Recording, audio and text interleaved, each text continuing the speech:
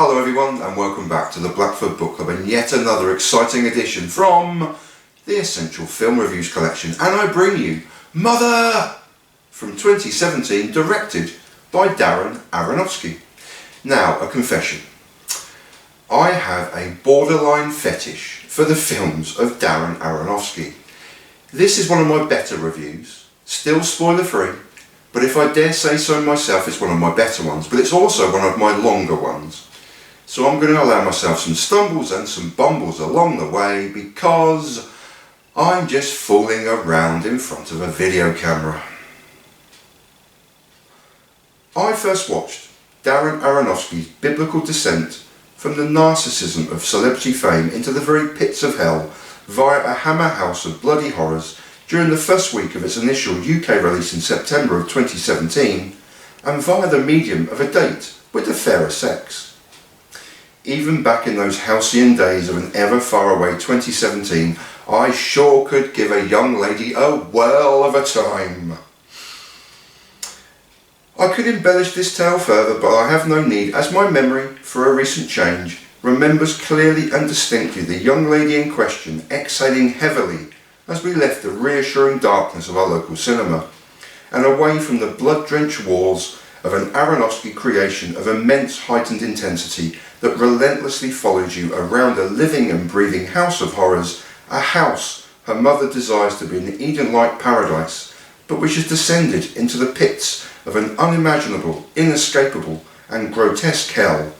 And the young lady in question looked me squarely in the eye and said, "Well, that was bloody weird, wasn't it?" Bloody weird it was, bloody weird it still is, and brutally, bloody brilliant it is too. When I was showing that young lady the time of her life by subjecting her to this macabre and surreal dizzying descent into the destruction and rebirth of a virginal Madonna, a Mother Earth goddess if you will, I didn't enjoy the story being told, largely because I hated every character bar one and still find the story a little befuddling, but I loved the oppressive intensity, the no room to breathe or take stock of what is really happening. For this, Aronofsky takes immense credit.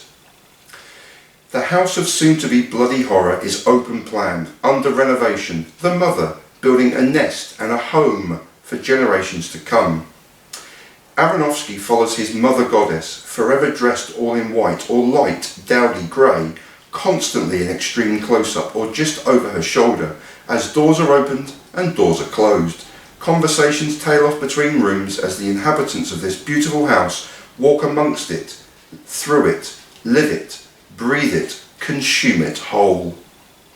The house is alive, but the occupants are deathly wraith-like figures, Mephistopheles reaching up to grab them from the fire pits of hell as their mother goddess, exploited, abused and mistreated, is dragged into hell with them.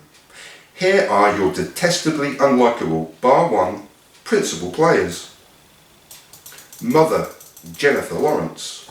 Framed constantly in a stifling extreme close-up, I'd argue this was the zenith of Jennifer Lawrence's stratospheric rise to the cream of motion pictures, with quite an astounding performance of bewilderment and betrayal.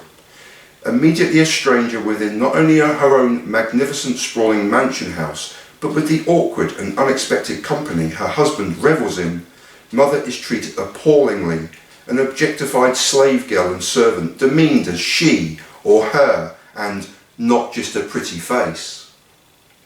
A medicinal potion ensures she keeps the discombobulating tremors and painful discomforts at bay as she stumbles from room to destroyed room of the Eden oasis she'd planned before there was an unexpected knock at the door.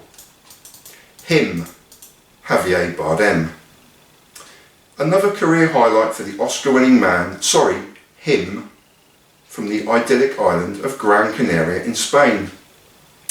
After working with Michael Mann, Collateral, the Coen brothers, No Country for Old Men, Alejandro Gonzalez Iñárritu, Beautiful, and Sam Mendes, Skyfall, Bardem was Aronofsky's distant, aloof, and frighteningly interchangeable poet and writer, consumed with writer's block and the adulation and courting of a gushing, ego-massaging audience. Far older than the mother he treats like a servant girl and takes for granted, he is a somewhat master manipulator in a grotesque power dynamic who, under Bardem's masterful performance, dissolves from a smile into a scorn in a second, kind to callous in an instant. Unless, of course, the approval he so desperately seeks come from the visitors unexpectedly knocking on his door to paradise. Woman, Michelle Pfeiffer. Man, Ed Harris. Startling, career-high performances continue here with a hateful performance of detestable unlikableness from a horribly inappropriate Michelle Pfeiffer on top form, accompanied by the wheezing, near-death and miraculous recoveries of her partner in abusive crime, Ed Harris. I must be going, he announces before coughing and spluttering into another room, before recovering Lazarus-like, to drag the besotted, lovelorn author away on a hike into a world we never see. Why aren't you pregnant? The woman badgers and sneers at the mother, and owner of the house she's taken over with her scorn and uncaring disregard for the paradise being created around her, and a paradise descending into hell. The poet says it's everyone's house, a stranger doth proclaim. Everyone's, that is, but the mother goddess, aghast at the strangers now invited to stay for as long as you want. And maybe, just maybe, they always have, and maybe they always will. Mother! Deliberate use of the exclamation mark is the devils and dust of life and death, birth and rebirth, and a house of unspeakable bloody horrors descending into the very depths of hell. The biblical tales are here, but what is more starkly apparent are the angst-ridden cries for help from a violently abused mother goddess and an earth raped and pillaged as society descends into the abyss of its own violent and bloody creation. I concluded my recent review of Aronofsky's The Whale by stating that, on the grimness scale, his current Oscar-nominated film ranks a little higher than Black Swan and just below Requiem for a Dream. Mother pushes his year 2000 opus to obsessions, depression and a destructive addictive compulsions very, very close, as this is as grim as it gets and way, way before a truly unspeakable act. As we head towards the denouement of the film ensures we head directly and without passing go into the very pits of the darkest hell imaginable. Horribly grim, highly recommended. Mother! And that was Mother, from Darren Aronofsky, from 2017.